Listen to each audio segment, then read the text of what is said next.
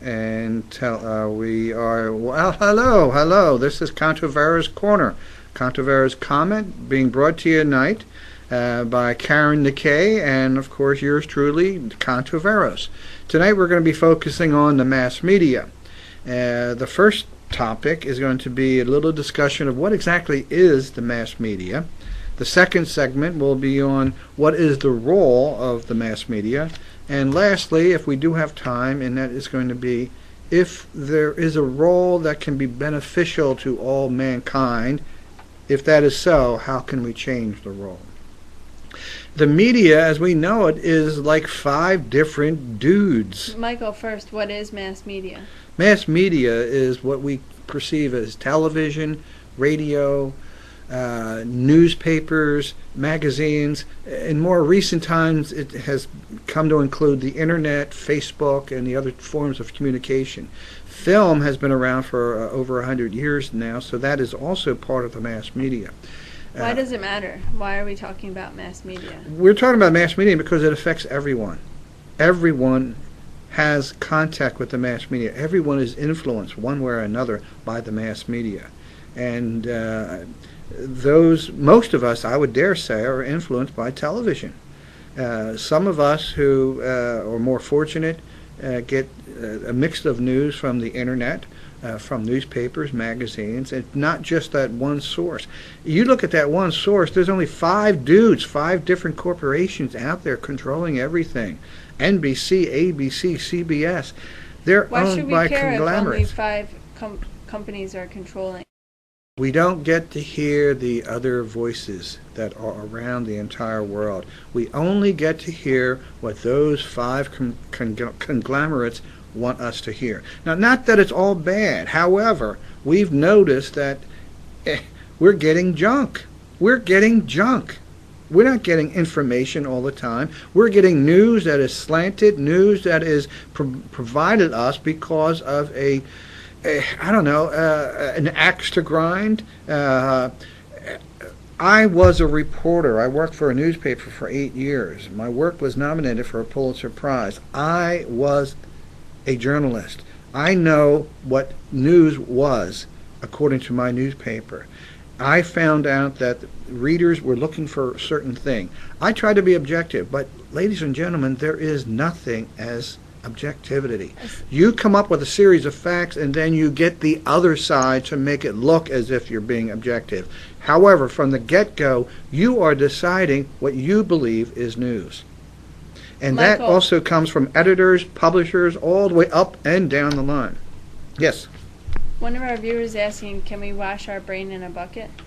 Yes, we can. We can take it out, and we can do this in a way that would be comforting, and we put it in the bucket and wash it all around, and then we are no. What is brainwashing? Brainwashing is being exposed to something that we don't even know is being exposed to us, to influence, to alter, to make us believe one way, to sell a product.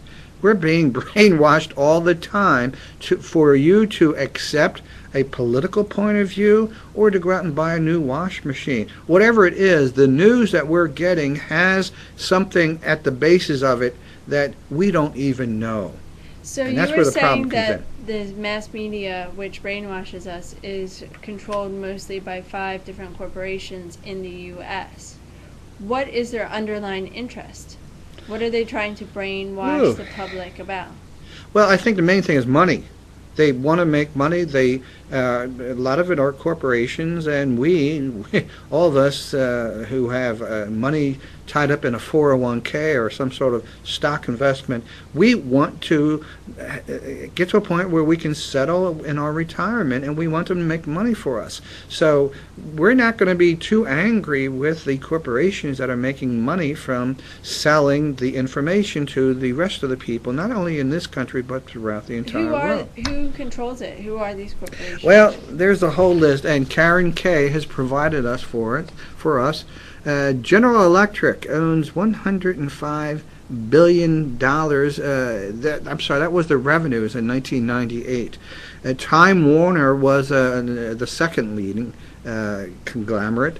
The Walt Disney Company or corporation is number 3, followed by Viacom News Corporation, which is the Murdoch Fox newspaper conglomerate, and they own the smaller versions. General Electric owns NBC.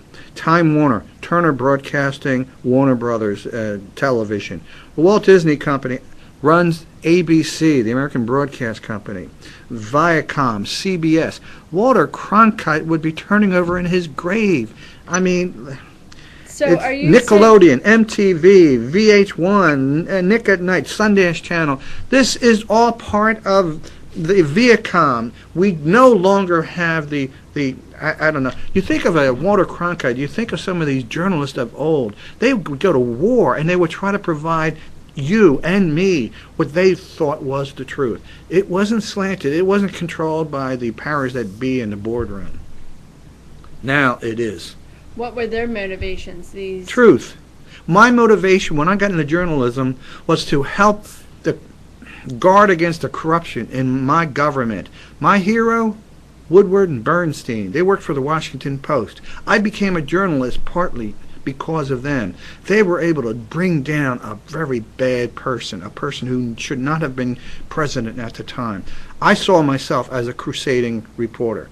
And I'll tell you one thing, that is one thing. You can get reporters, if you can get their desire back to where they initially started their business, and if you can show them that they can make a difference, not by selling a product, but by helping to correct what needs to be corrected in our society. But how can we know the truth? We might have some hope for us. Asks. How do we know the truth? If it bears fruit. If you follow a set of patterns, a path, and it bears fruit, you know you're dealing with the truth. If you follow something that ain't true, you ain't going to have any fruit bearing on any tree. Do we have to go to the place that's being reported on to know about it? Because sometimes the information that we get is opposite depending on which mass media organization or in which country we're hearing it from. Go to the internet. Go to the BBC. Go to something that is outside the norm, outside of the mainstream. So you're saying the BBC has no political yeah, the or BBC, underlying it does, interest? it does. But it's different from ABC, NBC, and CBS. So it doesn't, our ideal it's not media owned, it is not the owned by BBC? General Electric. It's not owned by the Disney company. It's What owned by about- another company. What about However, governments? Those aren't big business as well? well, I don't know in this country about too many broadcasting agencies that are owned by the government. I think the best one we have is PBS. That's not owned by any government outlet. It is supported by some of the government funding from all of us, our tax dollars. But you know what happens is that you get to a point where some political party doesn't like National Public Radio and they want to stop the funding because they think it's too slanted, But too National liberal. Public Radio is also financed through corporations. It is. So I think your argument is kind of weak that you're saying the alternative to NBC or ABC is these kind of more low scale organizations like NPR or PBS. I think your argument's weak. It's just I don't know how if are they any different from each other? Really? It's a major difference. They can withdraw their funding. But aren't they presenting the same type of news to us, No, which is they're about not. No. Broadcasting No. wars, violence, political problems, societal issues, problems, environmental crises? Well, let's aren't define. they all showing us the same Let's basic define type what the of news of is. news? You can have news that titillates people. You have news that will appeal to the lowest common denominator. We can have news that we just simply provide for entertainment, or we can have something that's more thought-provoking. And this is the type of news I think we should be looking at in the future. We can do it. We've done it before, and we can do it again. So, this is about returning to the past for you? Sometimes the best way to go through the future is to look and learn from what we've done in the past. It has worked for us. I mean, you look at the American Revolution, we learned so much from some of the things we've done then. we learned so much from what was done in World War II.